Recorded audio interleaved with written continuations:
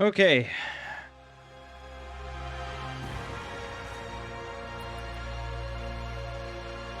Yeah. All right. We are good. So I am, I'm all right, let me start over. Welcome back to Hanging with Mangg, episode 397. I'm recording this instead of streaming because my internet seems to be acting up. It's been acting up all day. I'm not really sure. There was a big party here today.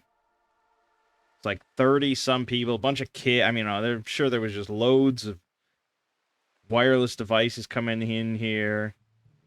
So, I don't know. I don't know what got messed up or whatever, but, yeah, the internet's been wonky. So we're just going to record it like the old days. We are playing some,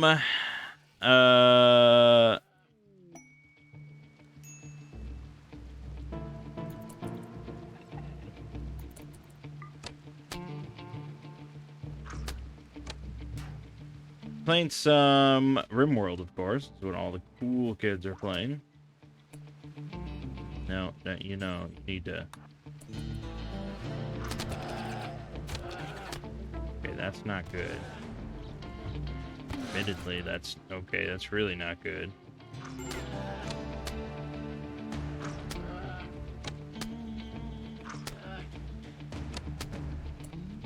Alright, I don't think you're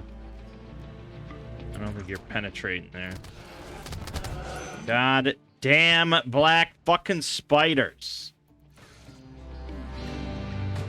God damn it. Anyways. Right, so... Yeah, this week on this channel, Elden Ring and Fallout 2. Which is what it's been for the last few weeks. Because it takes us a long time to finish any single Let's Play, and I just record more and more stuff all the time.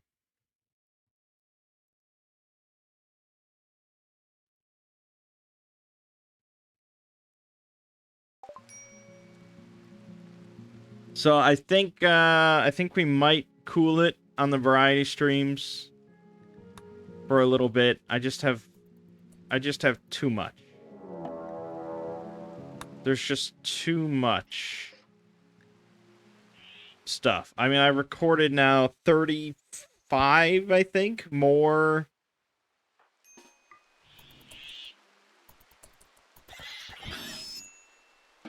RimWorld videos. 35, and I'm not even done yet. There's more that I want to do. So it's a sickness. To be sure, it's a sickness. Because I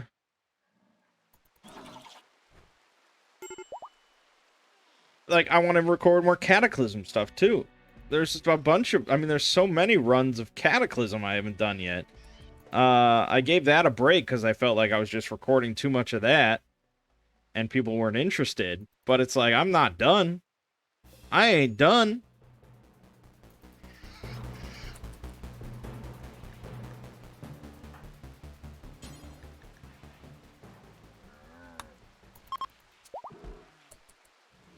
So... And then there's, like, the best games of all time videos. And then there's the rest of the Fallout videos. And then there's other series playthroughs that I want to do. And it's just again and over and over and over and more and more and more and more.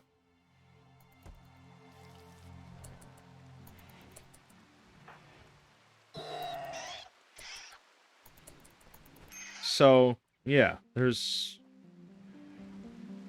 a lot.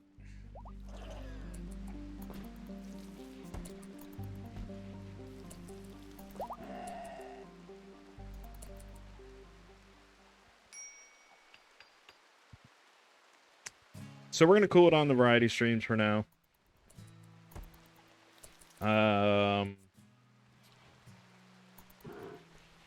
Unfortunate for anyone that tunes into those and enjoys those.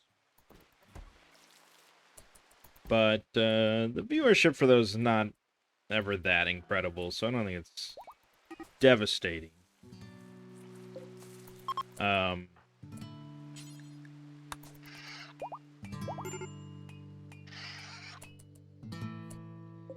Yeah, you using medicine for that? I don't know.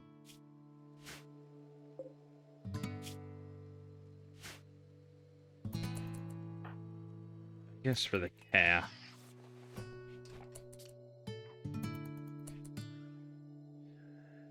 So, yeah, you know, we'll just skip that and we'll just upload more stuff.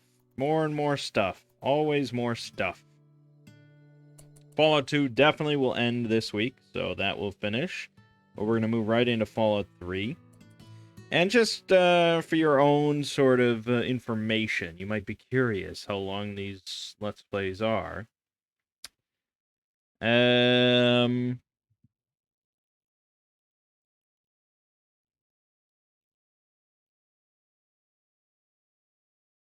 me just check to see.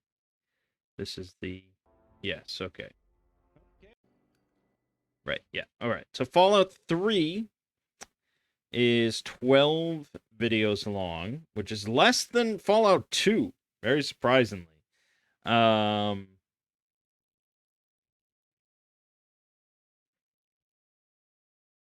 think I just did more in Fallout 2 than Fallout 3. Because by Fallout 3, I was like, okay, I also have to do Vegas and 4, so this is going to be a while. Vegas is 11 videos only.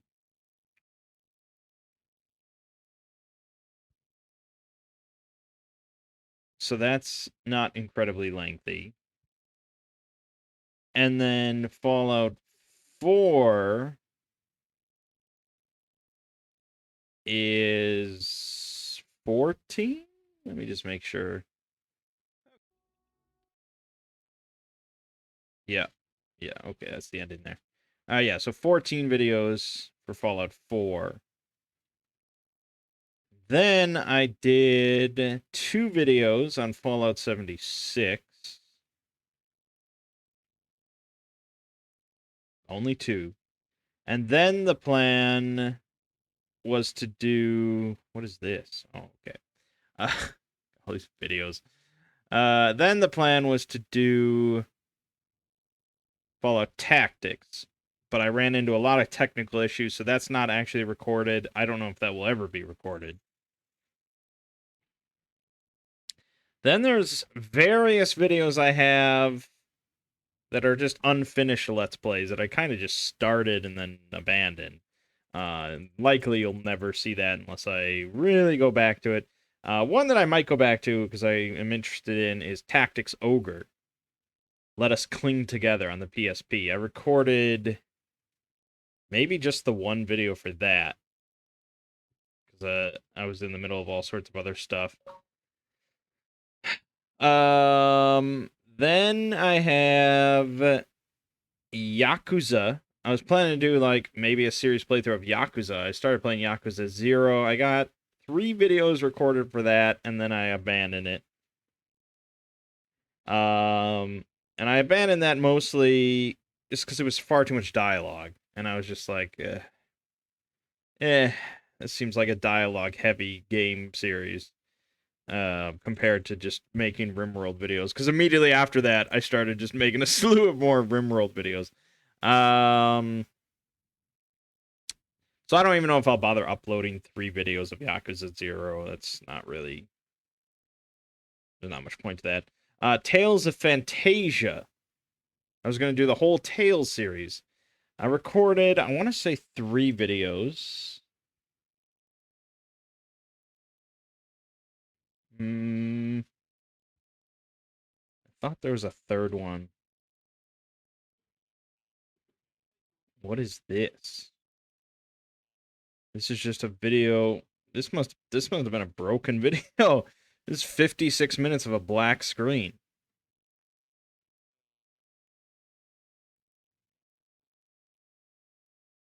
Okay. So I did 2 videos of Tales of Fantasia, and then that made me be like, oh, you know what I should do? I should do an exploring video on Chrono Trigger. So then I started just playing through Chrono Trigger and recording all that.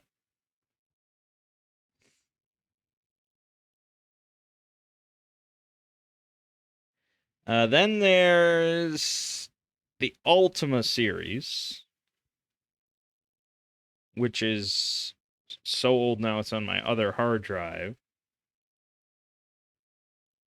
Ultima, I did Ultima 0, which was a Calibeth. Ultima 1, 2, 3, 4. And then I think I did one video of 5. And that's where I stopped. Because I was like, what am I doing here? So, Ultima 0 I recorded in March of 2018. So that is now over 4 years old. It's been sitting here. And I have a total of 20 videos for all those Ultima games. And then after that,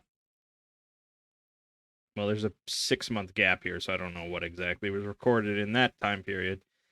But then, yeah, I abandoned that because I started the Dragon Quest series, and then the Metroid series, then the Castlevania series. So, yeah. So Ultima got dumped. I don't know. I have yet to upload it because, frankly, they're kind of... It was kind of frustrating to play through them.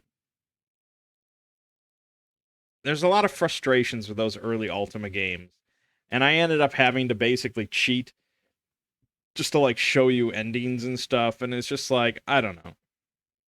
I'm not pleased with any of them, but I have no interest in going back and recording them again, so I don't know.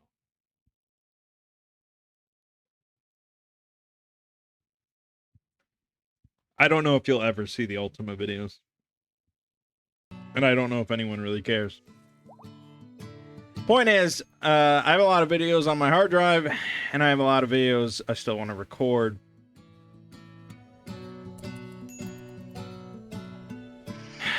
And, you know, that might just end up being RimWorld and Cataclysm. Not even counting the 50 other Elden Ring videos I have to upload. So yeah, it's a sickness.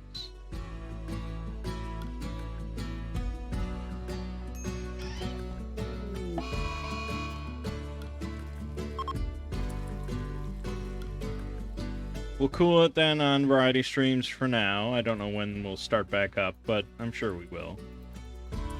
And Two Brothers Play, of course, will continue. We're both enjoying that. We're both doing RimWorld now. And I'm trying to get him to kind of renovate the Two Brothers room setup. I want to actually mount our TVs on the wall, and I want to put in like an ultra-wide monitor vertical in the middle between our two TVs that has like the chat that we both can read and like Streamlabs so we can monitor that in case there's any issues. Like last night, for a good 30 some minutes of the start, my video was apparently frozen on the loading screen. And that's just not something any professional streamer would have happen. Because we don't have quite enough viewers, especially at the start, for anyone to let us know. So, yeah, having an extra monitor is pretty much essential. So that's that.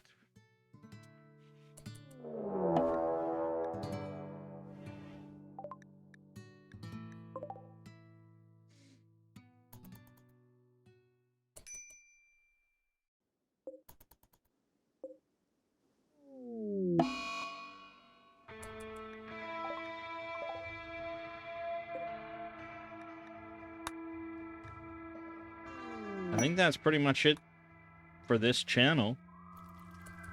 I haven't even, I mean, since we're all tabbing and looking at stuff, shall we look at upcoming game releases for more stuff that I might want to record? What are we in? We're in May now. Oh my god. Time flies, huh? Let's see.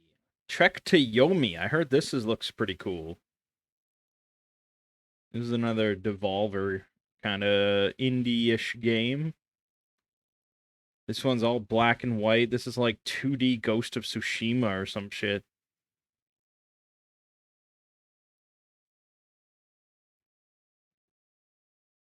And it's not 2D. It's like 2.5D, but it's kind of side-scrolling-ish. It looks really cool. It looks really cool. Apparently, it's similar to another game that I've played, Jedi Fallen Order. I don't know about that. I don't know enough about it. Streamlined combat system. I don't know. We'll wait for reviews on that. The thing is, like, I don't really want to start any new playthrough of anything. I'm swamped. But, you know, it's a big, hot game. Salt and Sacrifice, the sequel to Salt and Sanctuary, comes out. I wasn't a huge fan of Salt and Sanctuary, but you never know. Evil Dead, the game. Are you serious? Are you serious? Is this like a multiplayer thing? This looks like Dead by Daylight.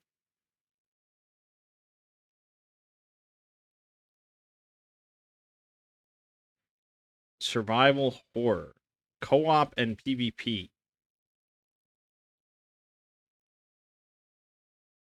Yeah, this sounds like Dead by Daylight. I don't know. Okay, we can ignore that. Vampire the Masquerade Swan Song. That might be interesting. Sniper Elite 5. Kind of personally interested in that, not maybe for a Let's Play. Over in June, Disgaea 6 Complete's coming to PC. I'm probably going to pick that up. In July, we have Live a Live, the remaster on Switch. That's pretty interesting. I always thought that was such an odd little game when I was a youngin' looking into Japanese ROMs, like Squaresoft games that I had never seen before. August, you got the new Saints Row. September, you've got Warhammer 40k Dark Tide. Forspoken coming out in October. So either way, I think our schedule's fairly clear for right now. We're gonna just let things lie and just upload what I've got. What I don't see on this list is Hollow Knight Silk Song.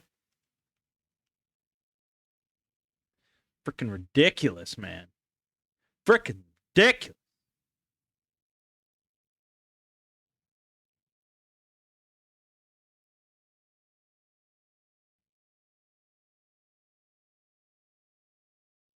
I mean, I don't know. Where is it? Where is it? Anyways, yeah. All right. So we'll just let things lie. And it should all be good. Over on the Exploring series, I released a video on SCP. I don't remember the number, but it was something related. It was related to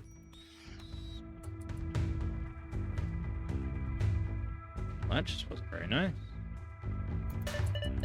Okay, so they are just gonna bash through this. Oh, because that doesn't connect. Oh, so that there literally is no way for it. Oh. So I either need to make a connection there, which would be the easiest thing to do. Okay. We want them to go around, but there's no way for them to physically get to me.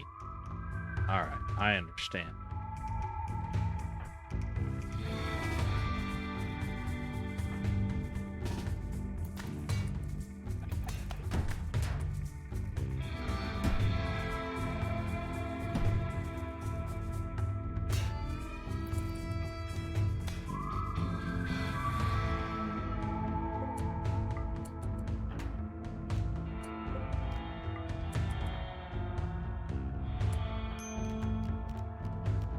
Yep. Okay. Good.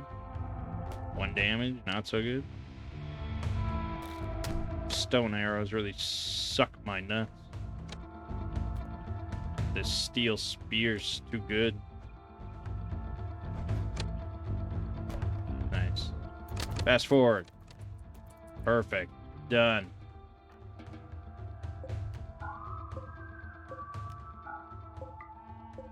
I'm sure I was talking about something.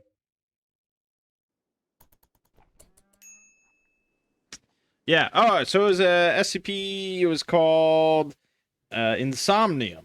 It was based on the end of the world. Bunch of 7 people survived and are stuck in this Foundation site as something is kind of picking them off one by one, and they have to figure it out. And there were mentions in like the discussion of the SCP that it's like, oh, this is Among Us. Or this is a reference to Among Us. And I read that and I was like, okay, I mean, I've never played the game, so I can't really say. I don't know enough about how it works. I've seen screenshots, but I've never even really watched anyone play it. So for me, it was just like, I don't know, it's kind of like The Thing. You know, or anything of like a group of people trapped in a situation and somebody is murdering them all. I mean, it's like, you know, it's old school murder mystery kind of stuff. I don't know. I don't know why it had to be Among Us, other than that's just like what kids think of when they think of a group of people trapped in a location and somebody's murdering them all. You know, it's just like, I mean, Thing is, I don't know, what are the differences between The Thing and Among Us? You have an alien masquerading as a normal person.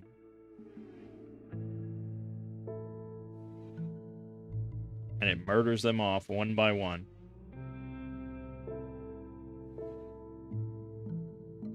I guess there really isn't. It's just The Thing is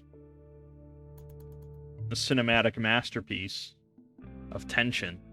And Among Us is just a bunch of 12-year-olds yelling at each other. So, I mean, okay. I mean, if you want to make it a reference to Among Us, sure. But really, if I was going to write something in that vein, I would be modeling it after The Thing, not Among Us. But okay, I mean, that I read it and I was like, all right, I'm certainly not going to mention in the video that it's like a reference to Among Us.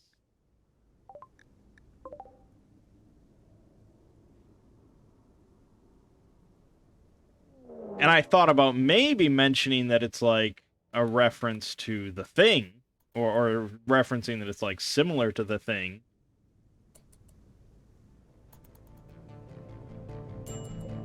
Let's just stay inside on this one.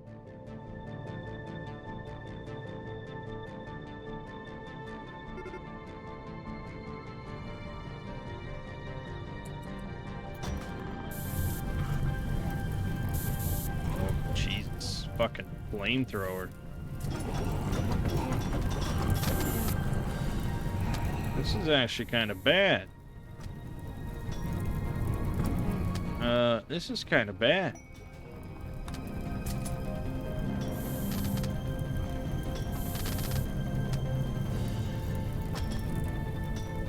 Flamethrowers aren't good. Maybe they'll just start themselves on fire. No, turns out not so much. Alright, shit.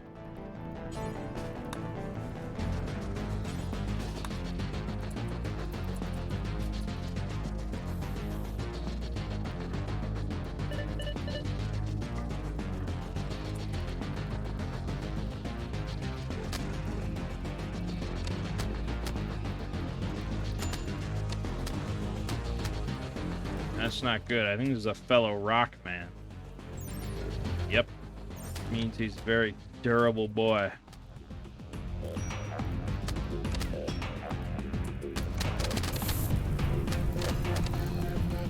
Shit. flamethrower chick just snuck right in. Okay, she's out of ammo. Unfortunately, this place is on fire. It's about to get superheated. Actually, the Rockmen can survive that. That's not an issue.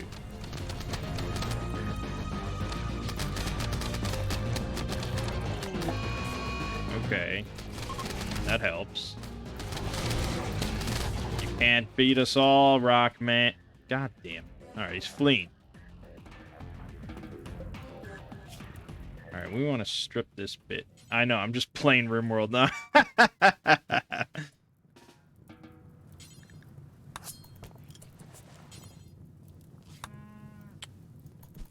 What was I talking about? Right, yeah, so it's not the thing. It's clearly based on Among Us. And the comment section was very glad to point this out.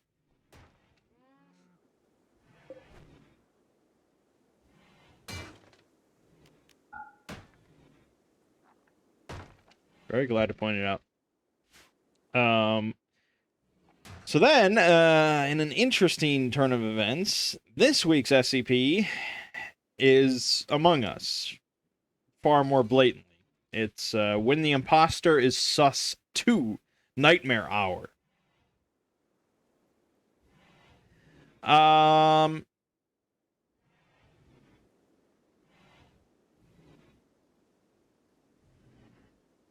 I think plenty of people will be surprised that I'm even covering this one. But it's honestly like it's not a joke SCP. It's not a J. And it's not, I don't dislike it. I mean, I'm certainly not a big fan of Among Us. I mean, I've never played it, but I have no interest in playing it.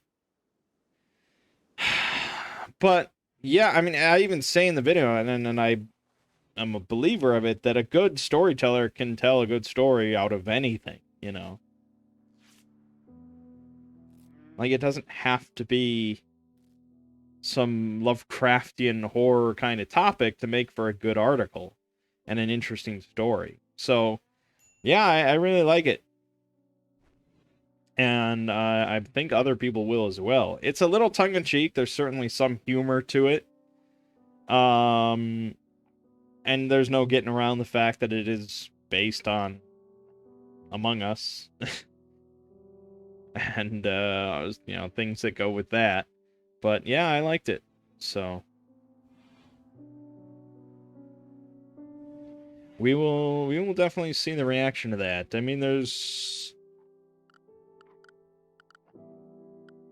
certainly a hope that it's going to be kind of a popular video.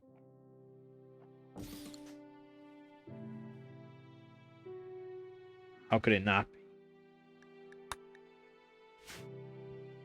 But, yeah, so that's interesting. And then I think next week is another 001 proposal about the Fae. It's actually a retelling of the Factory 001 proposal.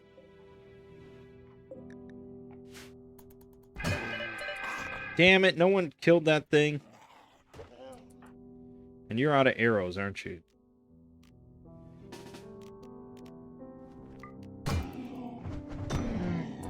Oh, there you go.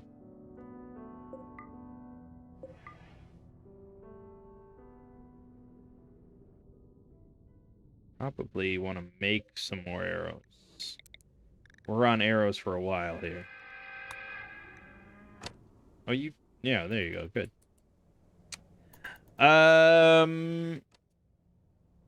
What was I talking about? Yeah, so, good stuff with SCP.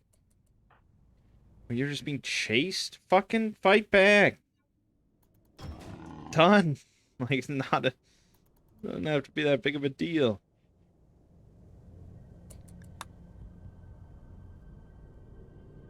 And that's basically where we're at.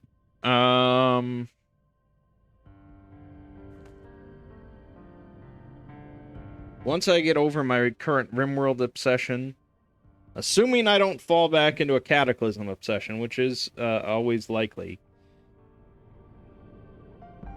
Assuming that's the case, I am really going to try and work on like a Lovecraft video, Color Out of Space or something. And then, yeah, I also want to do more video game stuff. This was supposed to be the year of video game videos on Exploring Series, but I've been really slacking on that shit. I think, it, a little disheartening, certainly.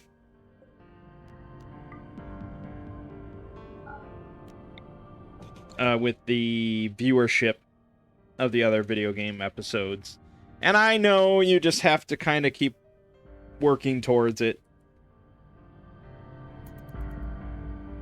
And I made a mistake by not doing it as one big video and breaking it up. You should never break up videos.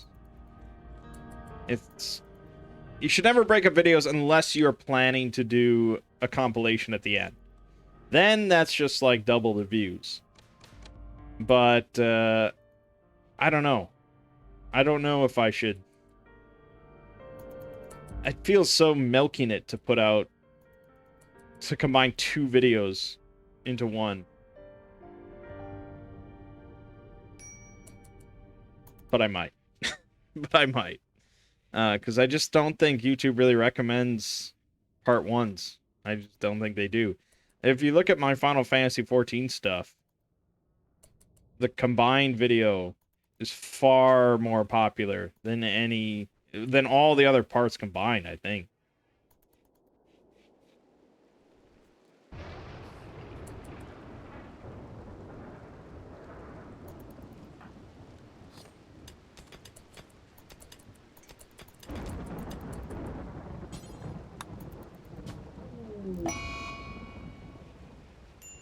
So, yeah.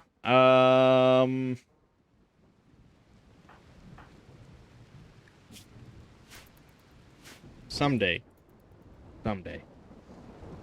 Anywho, with all that talk out of the way,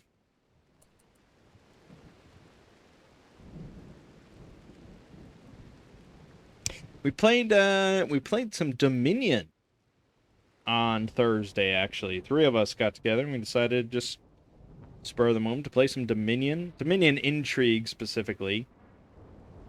If you don't know, Dominion is the grandfather of all deck-building card games.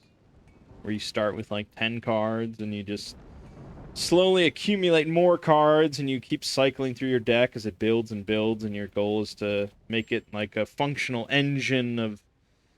Well, Slay the Spire. If you're familiar with Slay the Spire, that is a deck-building game. This one, Dominion, is not nearly as, like, aggressive or offensive towards the others that you're playing with. It's more kind of a solo experience to a degree. But it's a classic. And, yeah, it was enjoyable. We played a couple games. I won both of them. I'm not going to lie to you. I did win both of them. And that felt pretty good. But this coming week, we're finally, after God knows how long, I'm gonna look it up. I'm gonna look it up right now. This is not entirely gonna be accurate. April of 2021 is when I uploaded. Oh, didn't I do a live stream? No, I didn't do a live stream. No, well, let's say late March is probably when I recorded it. Late March, I tried Kingdom Death Monster on Tabletop Simulator. And that inspired me to actually buy the game.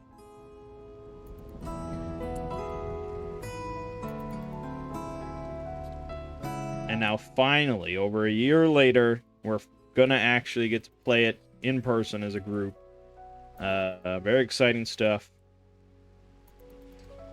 It's kind of rough because it's only for 4 players.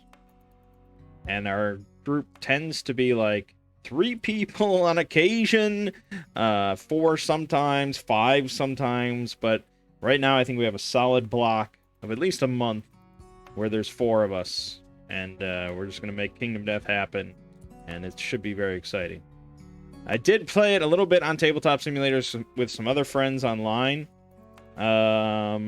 Didn't really go especially well because they just didn't really take it that seriously. But the in-person group, they're going to take it seriously, and it's going to be good.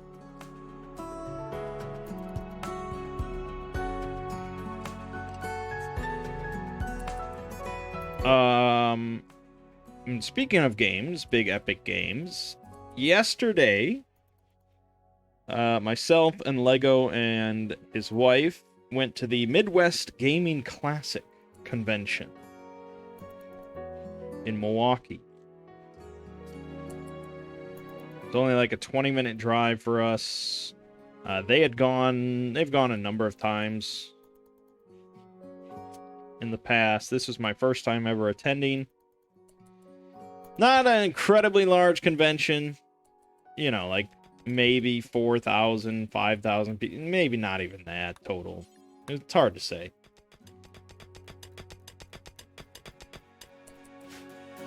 It's a classic gaming convention, so there's a lot of emphasis on retro gaming. The vendor hall was filled with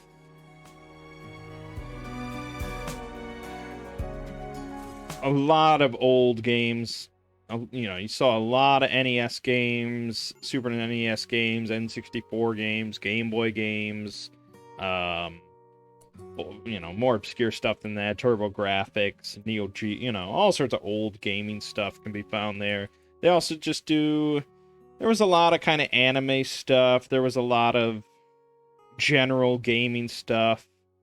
There was a lot of Magic stuff, Pokemon cards. There was loads of Pokemon cards.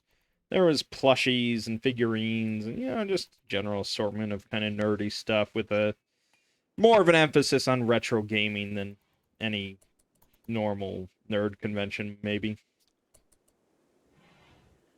And then they had a whole section set up with like just like all these like kind of older televisions and older consoles. And that was pretty interesting. I've never actually played Atari, like with an Atari controller. That was a first for me and a first for Lego. And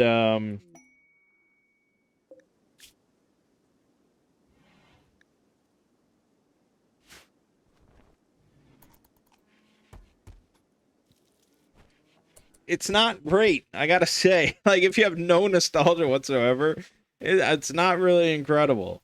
I can see why, you know, people loved it back in the day, but going back to it now, it just felt so stiff and slow and just like, ugh. Like, he and I we played combat against one another. And yeah, it was fucking rough.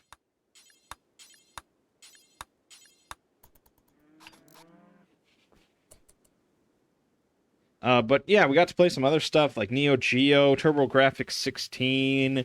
There was just like row after row of different games and consoles set up. So that was really cool. And then they had an entire big giant section devoted to pinball machines.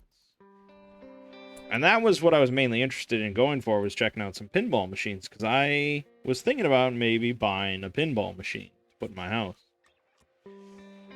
And they had some like old school ones from like the 70s. They had a handful just scattered around, like 1973 and stuff. And they're not in great condition, but they function. And I mean, these were all for sale, of course.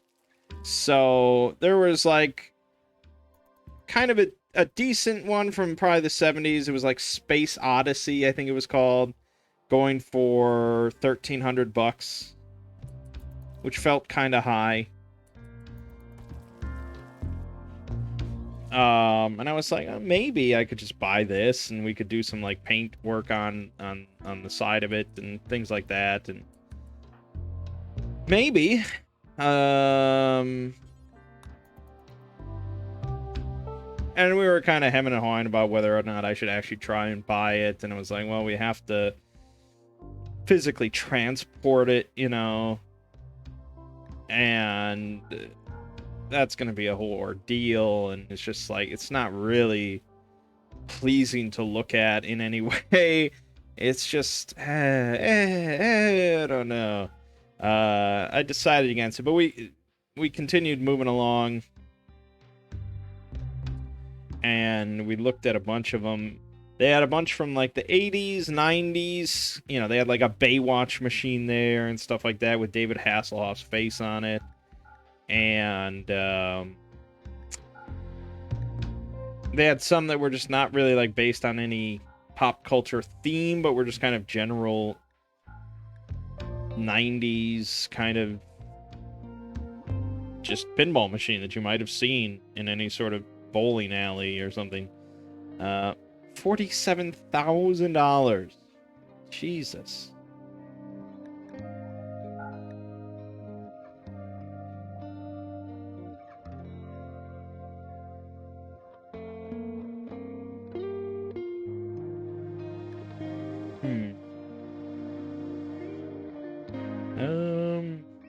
Plasteel arrows. Damn.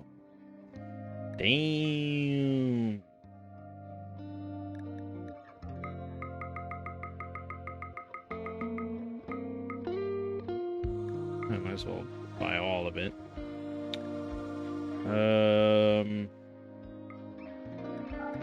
Maybe not sell something like that. Okay, good. What was I talking about? Right, yeah. So, and then they had new pinball machines. And I was not really aware, or I never had given it much thought, I guess, that there was still companies making new pinball machines based on modern IPs. So we played on a Mandalorian pinball machine. And it had a screen on it that was showing various clips from The Mandalorian, when you know different things happen, and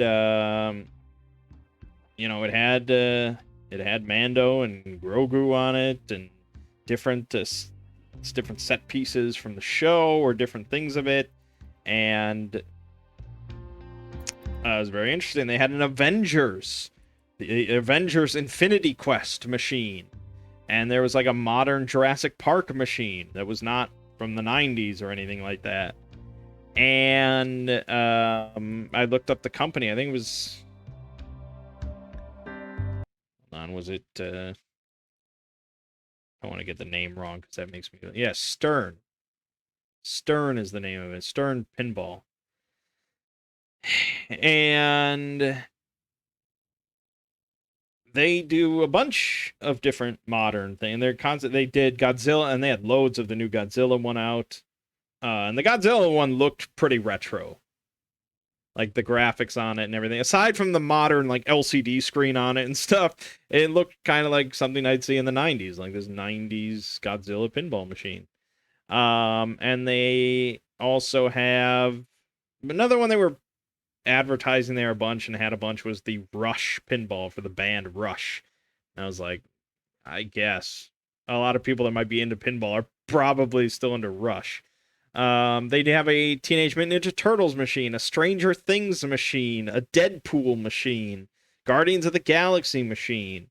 And yeah, they all look really cool. They're all very flashy and, you know, just in your face and bing, bang, bang, bang, you know, just modern pinball. And I was like, I don't think there's much debate in me wanting to buy like a 1973 Space Odyssey or whatever. Like, that would kind of just be a waste of money because I have no nostalgia for that time period. It's not any sort of popular IP. It's not very exciting to look at or anything. It's perfectly functional. But if I want to buy a pinball machine, I want it to be more than just perfectly functional. I want it to be like a set piece of like art, you know, of like modern kind of just art. Because I'm not big on art. But pinball machines are art that I can kind of get behind because it's a very pragmatic, functional kind of art.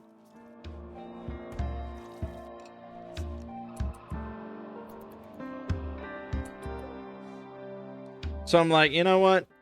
If I'm going to buy a pinball machine, it's going to be one of these modern It's going to be one of these modern ones. It's probably going to be Jurassic Park, because I've been a Jurassic Park fan forever. And it just makes sense. But pinball machines are not cheap. If you are not aware, I mean, it's just, you know, I've already given the $1,300 number out there for like a 1973 machine. So you can think in your head right now of what you think a brand new modern pinball machine, such as, say, Jurassic Park or Mandalorian costs. Just, you can think of a number if you're not sure.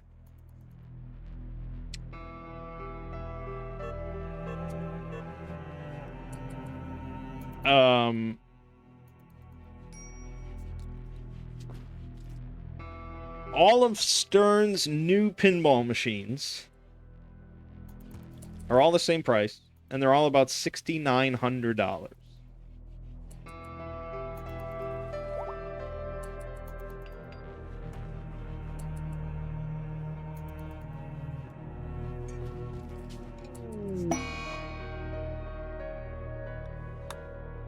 Yeah, that's a shame, but we do need the meat.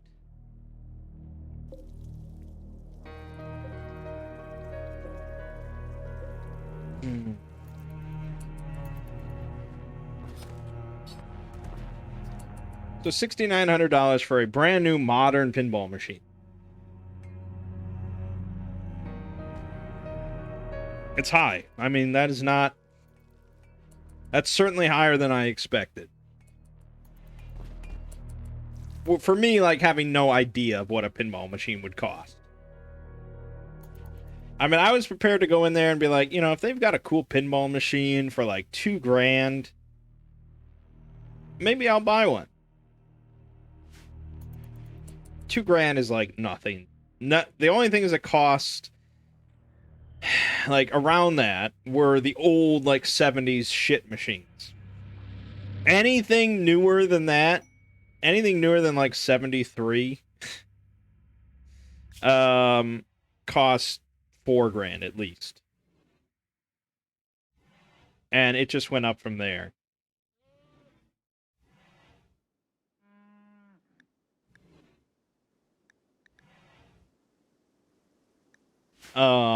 There were machines. There was a Rick and Morty machine there. It must have been a one-off. It must have been just kind of a personal piece or something, because there was only one there, and it cost $14,000.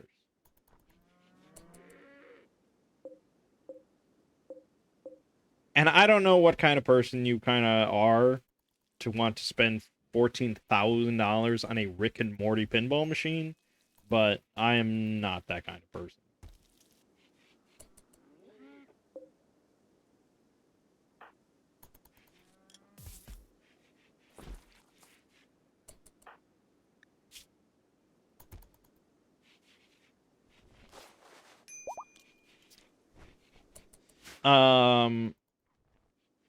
And I remember, yeah, and Ziggy just mentioned it to me when I told him about the pinball thing, is that years back, I don't know how many years back, but he was in like a local game store, and they were selling the GoldenEye pinball machine from the 90s or whatever for $700.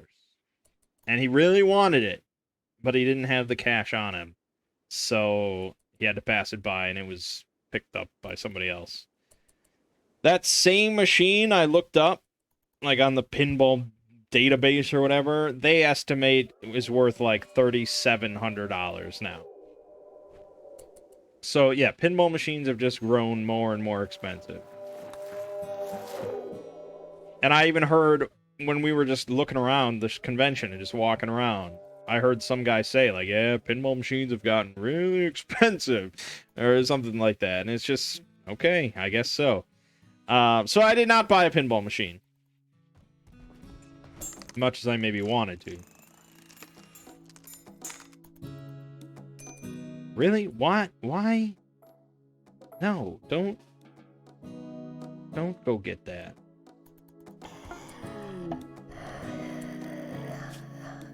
You don't even have a weapon. Why do you not have a weapon?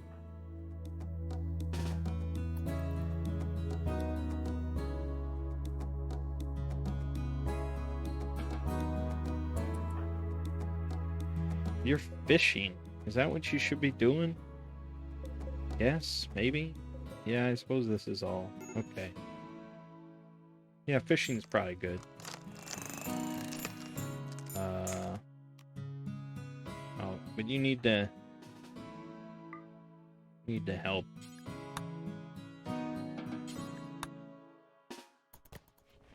Oh. Okay.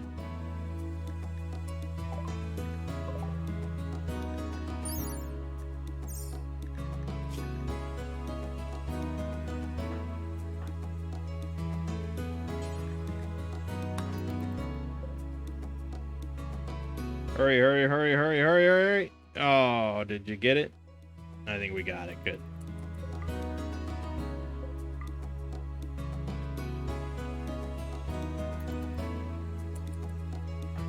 Oh, shit. Standing there.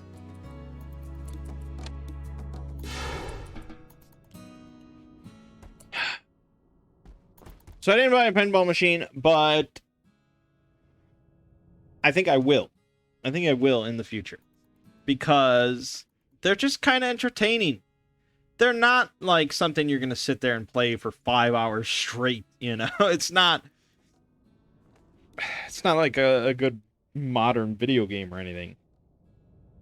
But for just, you know, for a simple machine that everyone can just instinctively know how to play, because there's 2 buttons technically.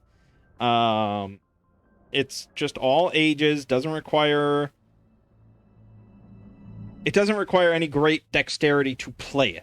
You know, it doesn't require any sort of great knowledge or anything to play it. To be good at it or whatever, sure, maybe, but to just play it, pretty much anyone can do it. You can be blind and play pinball.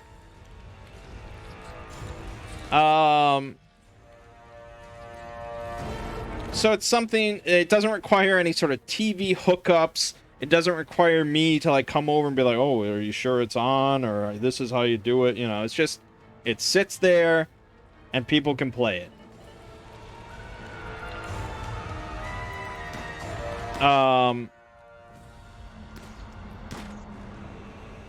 And as I mentioned, the whole like work of art thing, I think they're just kind of beautiful to look at.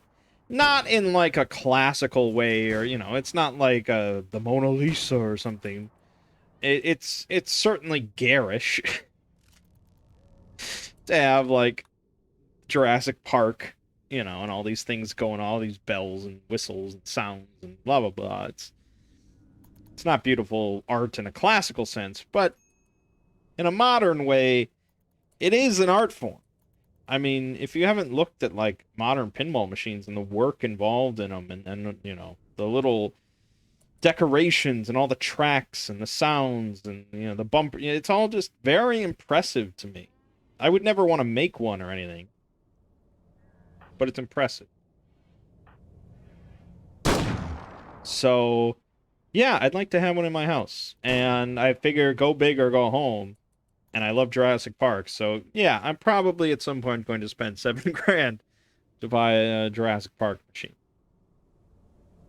Why not?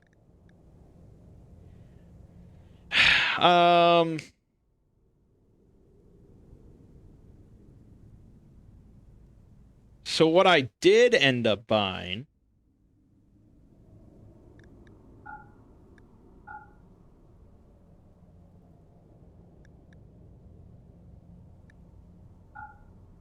was actually a modern board game, like a new modern board game.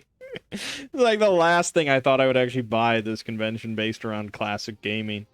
But no, there was a booth there, and they just had like the big assortment of stuff. And, you know, we were chatting with the guy running it, and he's just like, yeah, we basically just do everything. And he was talking about like AR gaming, and they just do everything. And so one of the games they had there on display was Midara. For those that watched like my tabletop simulator videos from like a year ago when I was doing all those videos, one of the games I covered was Midara, which was kind of like, it was another sort of dungeon crawl co-op board game with miniatures and stuff. It was very kind of Japanese inspired, and it had a lot of like story text to it with like an audio book that you could play alongside it. But the actual game itself was really cool, and I was a really big fan. But it was just another like big expensive game, and I already had Kingdom Death on the way, so it was just like, I don't know. But they had it on display there, and I was like, it didn't have a price on it, and I was just like, I kind of wanna own Madara. I kind of want to play it like with a group. It probably is a lot of fun. And I looked up the price, and this is where I got kind of confused. And I'm gonna alt tab again. So if we go on Madara on their website, and we go to the base game on their website is $200, and it's sold out. You cannot buy it. And it's also the fully updated version. It's because it's the 1.1 version, so they made some tweaks and adjustments and corrections, and they updated. So this is the updated version on the website, sold out. You can't buy it or anything, but it's $200 listed there, right?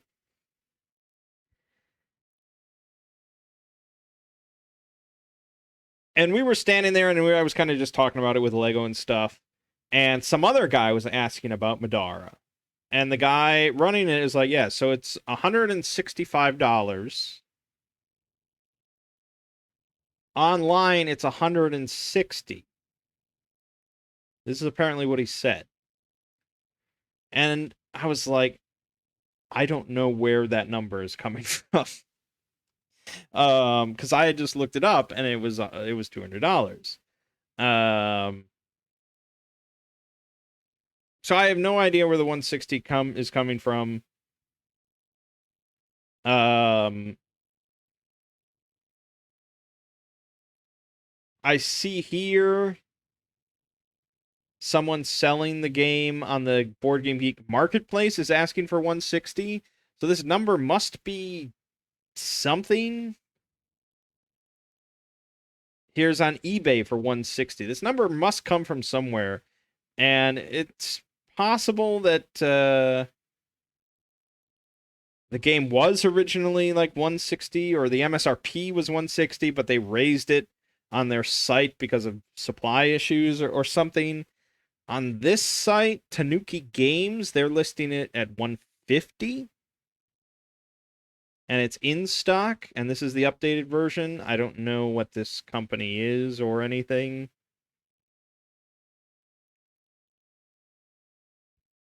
This is a company in Texas. They must just have stock. It must have just been... I don't know all the specifics. So I guess I could have just bought it from this company if I really wanted. But I was there. I looked up the official site. It said $200 sold out. And this guy was saying it's 165. It's 160 online. Blah blah blah.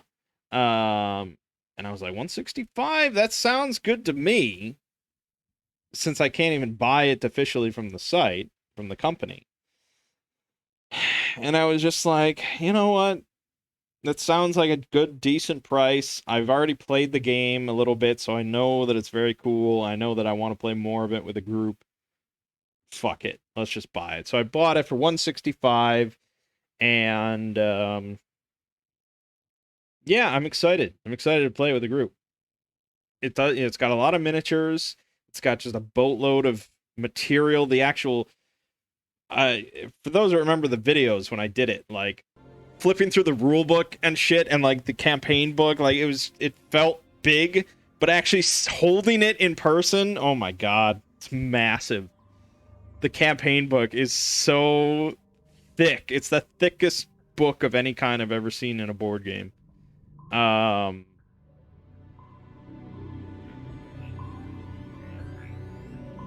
So yeah, I think that'll be a good time. But like I said, we're starting Kingdom Death this week.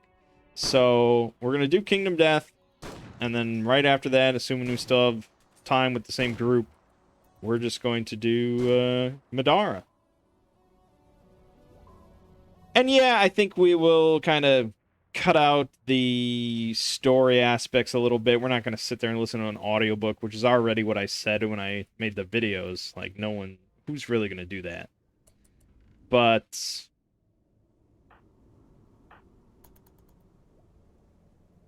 the gameplay itself, like the character development and everything, the actual combat system, I think it's going to be a lot of fun. So I don't regret that purchase.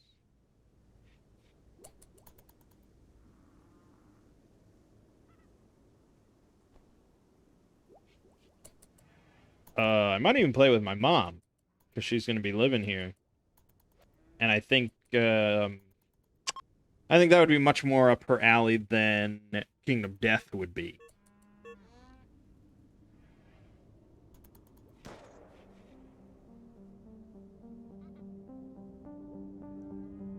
So yeah, that was my one purchase. I mean, I didn't know if I was going to buy anything, but we were talking a lot about like retro gaming and stuff. The prices of these retro games, it's just nuts, and it just doesn't seem worth it to me. Like, I don't know, I have no interest in playing the cartridge on a Super Nintendo of Secret of Evermore, you know? Even if it was, I think I own it. Honestly, I think it's at my parents' house. I think we own it. Like, I probably could plug in a Super Nintendo and play Secret of Evermore on a Super Nintendo, but I have no interest for that because why? Why do I care? ROMs are just better. Save states and fast forward and all these nice features playing on my computer. And you know, it's just better. I don't have any nostalgia for that sort of experience. Like, that's all just fluff. If I want to just play the game, I'm just going to play the game. Like, I don't care if it matches how it should look or something like that. Like, and that's, again, that's not even getting into the price. Like, there were loads of Super Nintendo games. No boxes, no anything, just cartridge, and not even in that great of conditions. And many of them were $60 or more. And it's just like, that's just nuts. It's just nuts. I mean, obviously, well, I mean, it's like, whatever, charge whatever people are willing to pay, that's what you should charge. Like, fine, I don't care. But it's nuts for me to like want to buy that, and I'm never going to be interested in doing that.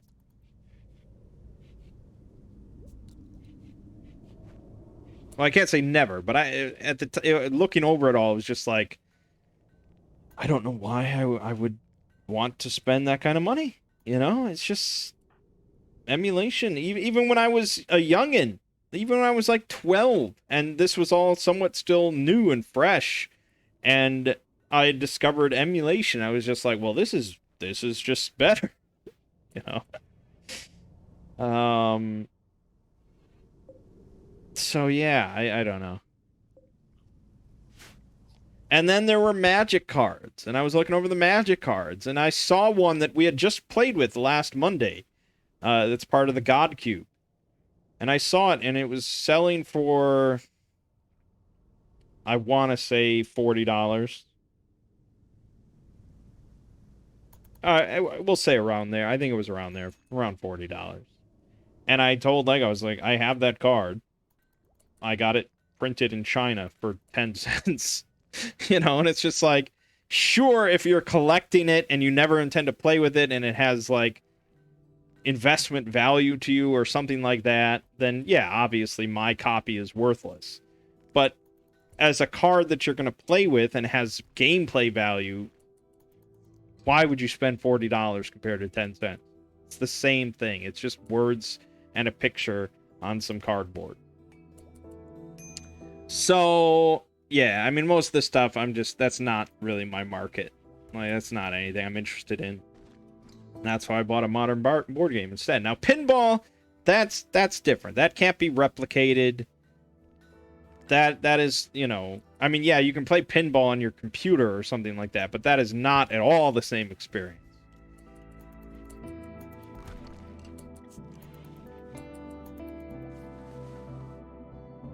So that's different.